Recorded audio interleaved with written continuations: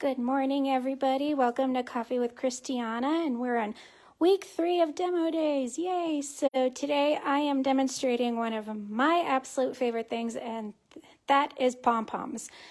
I'm going to start out by showing you the 2 easiest options for pom poms first, and then we'll go on to demonstrating how to make one. So first I have this wonderful pom pom here from Road Trip Sock Yarn.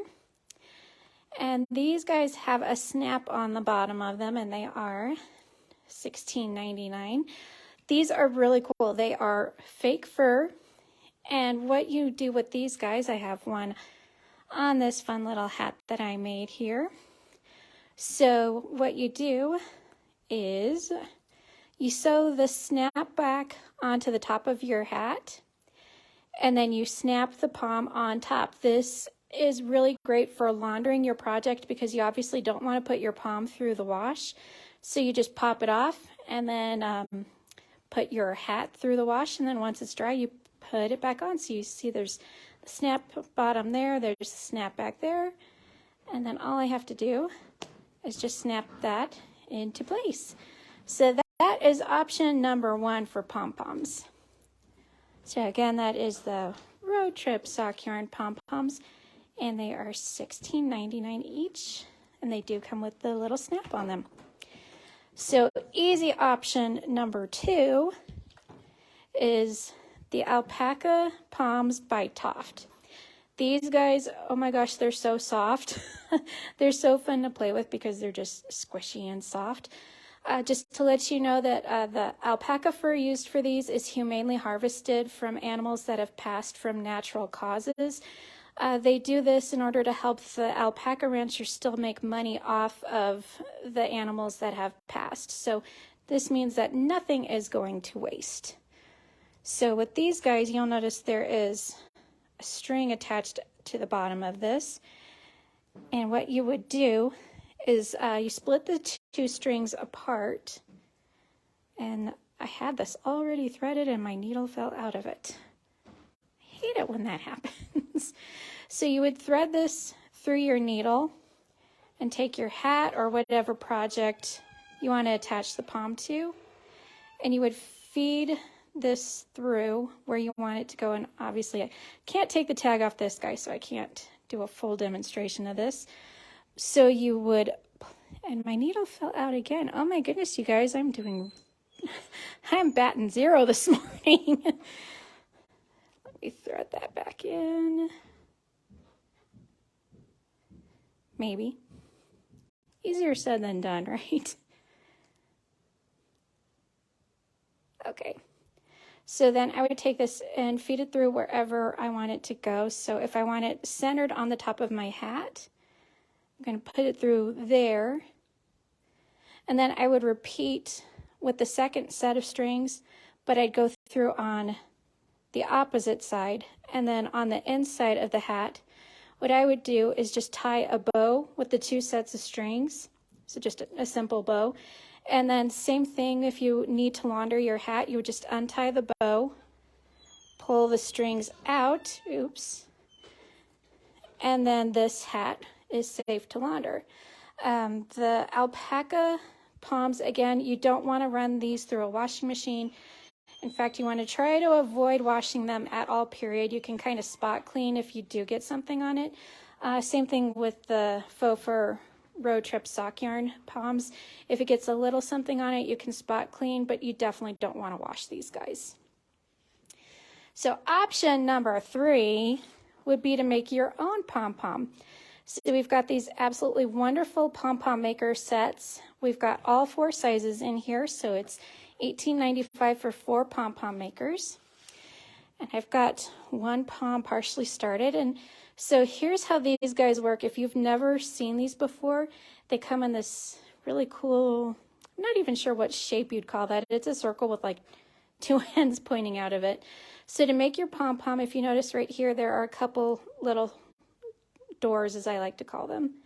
So you open that up and then you repeat on the other side.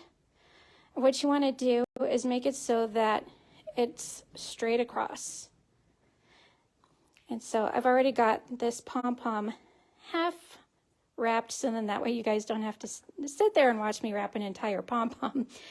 But what you want to do is these two arches here, you want them to be as lined up as you can possibly get them, so you won't need them close together. So this yarn here, this is just leftover from a project I have here in the shop. It is Worsted Weight by Hummingbird Moon. And what you want to do is you want to wrap around these arches. The first couple wraps I do purely just to secure the yarn down. I don't need it pretty right now. Right now I just need to make sure that that yarn's not going to go anywhere. So I wrap it around my tail, and then when it's nice and secure, that's when I wrap completely around. And what I like to do is I like to wrap, see how there's this little arch here? I like to keep wrapping until the arch is almost completely gone. You still want to see a little bit of it. The goal here is to find the perfect balance between too full and not full enough, so you need to kind of split that down the middle. If it's not full enough, your pom-pom is just going to kind of flop. It's not going to be nice and fluffy.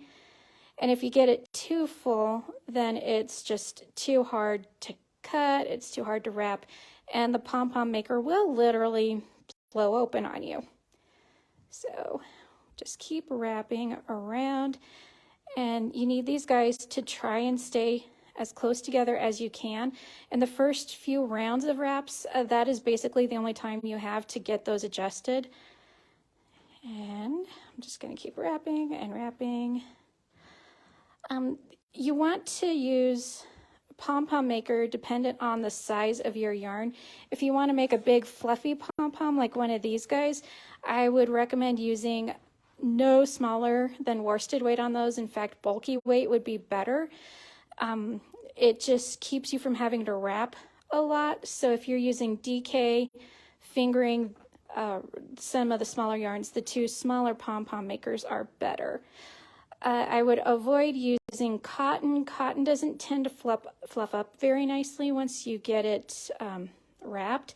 This is where your natural fibers, or animal fibers, excuse me, like wools, alpacas would work great. Even acrylic works great for pom-poms because it does fluff up. Cotton will not, bamboo will not, and so that's why I tend to avoid those fibers when I'm making a pom. So I've got just a little bit of the arch left. And you want to make sure you're wrapping around both pieces. You don't want to get any fibers in between. You want to go all the way around both of these guys. Trying to make sure my yarn doesn't roll away. Okay, that looks really good. So what I'm going to do here now is I'm going to cut, and I'm going to leave kind of a long tail on that. I like personally to leave a long tail, so then I make sure that the yarn's not going anywhere.